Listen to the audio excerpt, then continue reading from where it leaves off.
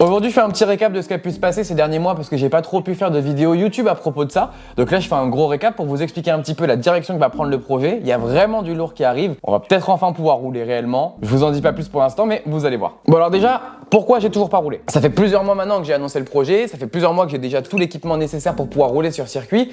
Pourtant, j'y suis toujours pas allé. Je vous fais encore une fois un petit récap sur quelles sont les options possibles pour pouvoir rouler. Il existe soit les options en compétition, donc c'est-à-dire au sein de championnats comme le TTE ou même le championnat de France FFSA par exemple, où là on va du coup demander à un team de bien vouloir nous louer une voiture, qu'ils vont mettre à notre disposition du coup tout au long de la saison, c'est-à-dire qu'ils vont la déplacer tout au long du circuit et que c'est eux qui vont s'occuper grosso modo de l'assistance mécanique et donc technique de la voiture. Mais c'est pas tout parce qu'il va falloir aussi payer du coup l'engagement au sein du championnat. La deuxième option du coup c'est de le faire en essai privé, où là vous allez payer exactement tout pareil, vous allez avoir un peu plus de roulage, mais du coup vous n'aurez pas tout le contexte de la compétition et surtout vous paierez moins cher parce que l'engagement qui va avoir lieu du coup pour pouvoir juste rouler sur le circuit est bien moins cher que l'engagement tout court pour un week-end d'un championnat quelconque. Pour vous donner des prix un petit peu, parce que je sais que c'est plutôt ça que vous attendez, une journée d'essai libre dans une catégorie comme la Midjet 300 ou de la 208 TC, on va être aux alentours du coup des 1000-1500 euros, plus proche des 1500 euros quand même. En général, c'est à peu près les prix qui sont pratiqués du coup pour la journée. Si vous voulez faire une course, donc un week-end de course où vous participez à l'intégralité des courses du week-end,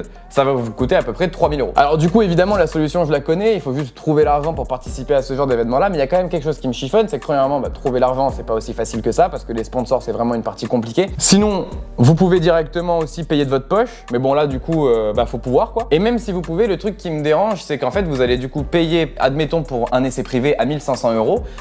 Mais une fois que vous allez ressortir d'ici, vous n'aurez pas forcément plus d'expérience particulièrement. Oui, vous aurez fait du coup une journée, mais ça serait une journée fun, vous n'allez pas prendre en expérience, pas comme si vous avez fait toute une saison. Vous aurez quand même payé 1500 euros, ce qui est quand même l'équivalent d'un beau voyage. Et quand vous rentrez chez vous, l'argent a disparu. Et vous avez rien en plus en fait finalement. Si ce n'est évidemment un bon souvenir, mais faites pas dire ce que j'ai pas dit quand même. Bon du coup, où est-ce qu'on va avec tout ça au final? Parce que je viens de vous dire que j'ai toujours pas roulé parce que ça coûte trop cher, ça c'est pas comme si je le savais pas dès le départ, que les essais privés sont pas spécialement plus intéressants que les courses au championnat de manière générale. Oui, mais parce que je vous ai pas donné un petit détail. Si vous avez vu l'épisode 2 de Rookie to Racer, il faut savoir qu'on a failli me donner ma chance pour pouvoir rouler au Paul Ricard en 208 TC Light parce qu'il y avait quelqu'un qui manquait, je suis tombé au bon moment. Plus ou moins. Le problème, c'est que le directeur du team était pas du tout chaud et a refusé au final de me laisser conduire la voiture, même si moi j'avais tout, j'étais prêt à payer, il n'y avait pas de souci. Pour la simple et bonne raison que je n'ai jamais fait de karting de location ni de track day. Il a pris sa décision et il n'y a pas de souci. Le problème, c'est que c'est un peu comme dans le monde du travail, si personne ne vous laisse votre chance pour avoir votre première expérience, mais que tout le monde vous demande une première expérience, comment on fait notre première expérience en fait. Alors du coup je me suis renseigné pour me faire une première expérience en karting.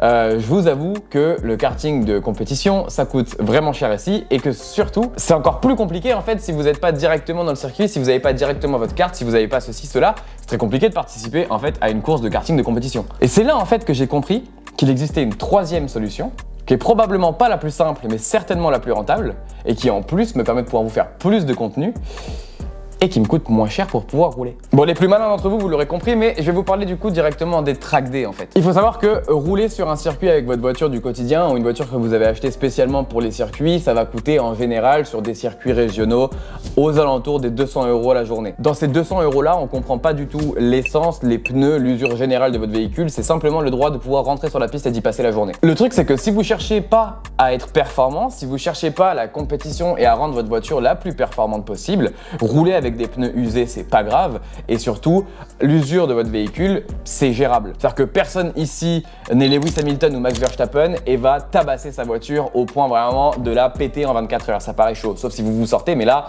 ça c'est votre dos. À ces 200 euros là, il faut rajouter l'essence consommée et éventuellement un jeu de pneus toutes les 3-4 sessions ou peut-être 2-3 sessions. Ce qui, ça pour le coup, peut faire mal, mais encore une fois, on n'est pas obligé d'acheter des pneus exceptionnels puisque l'objectif c'est juste de rouler et de commencer à prendre en expérience sur une piste. Mais je pense qu'en termes de formation, c'est beaucoup mieux, d'autant plus qu'il n'y a pas de caution du coup derrière quand on va sur un circuit. C'est un point que j'ai pas abordé, mais quand vous roulez avec une voiture qui n'est pas la vôtre, vous avez une caution en cas d'accident sur le circuit qui se retrouve en général aux alentours des 5000-6000 euros.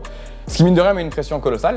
Alors que là, bon bah c'est votre voiture. Et si de base c'est une voiture qui est de toute façon destinée à la piste, si elle peut plus rouler, c'est pas très grave. Alors évidemment, il faut acheter une voiture de départ, donc ça représente un capital. Je vais pas vous dire quelle voiture j'ai choisi pour l'instant, puisque de toute façon, ce sera le sujet de la vidéo de la semaine prochaine quand je vais pouvoir la ramener chez moi. Voilà, donc si vous l'aviez pas compris, le projet Rookie to Racer prend une tournure légèrement différente pour l'instant, peut-être juste un petit détour pour aller au même point au final. C'est celui de pouvoir acheter une petite pistarde et de pouvoir aller faire du coup des track day pour commencer à vraiment comprendre la piste, pour commencer à toucher un peu des vibreurs, comprendre les freinages, comprendre les choses vraiment en dehors du simulateur, ce qui je pense sera très formateur, mais surtout sera super plaisant. La semaine prochaine, je vous ferai un guide justement pour réussir à choisir du coup votre pistarde, et il y aura le reveal de la voiture à la fin. À ce moment-là, je pourrai vous faire du coup une revue complète de la voiture et vous expliquer un petit peu les pièces qui vont être modifiées. L'objectif, ce sera de garder une voiture 100% légale justement par rapport à la revente et pour éviter d'engendrer des coûts supplémentaires. Il n'y aura pas de stage 1, stage 2, stage 3, il y aura pas tout ça.